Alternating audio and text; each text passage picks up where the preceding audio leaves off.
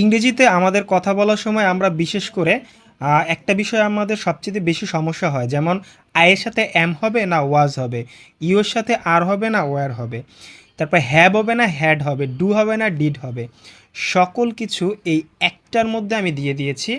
আপনারা একটু এক নজরে একটু দেখে নিন।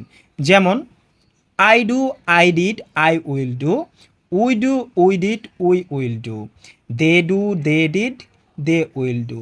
হি এর সাথে does, he does, he did, he will do, she does, it does, Shapla does, my sister does. এরপরে দেখুন I am, I was, I will be. We are, we were, we will be. You are, you were, you will be. They are, they were, they will be. He is, he was, he will be. She is, she was, she will be. It is, it was, it will be. Shapla is, Shapla was, Shapla will be. My sister is, my sister was, my sister will be.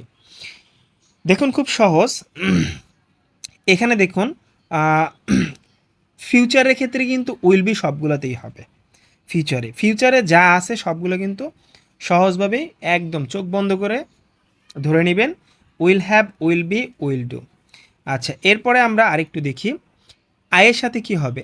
I have, we have, you have, they have. আর এরপরে হচ্ছে he has, she has, it has, Shapla has, my sister has. আর পাস্টের ক্ষেত্রে সবগুলোই had হবে। ফিউচারের ক্ষেত্রে উইল হ্যাভ, সবগুলোই উইল হ্যাভ হবে।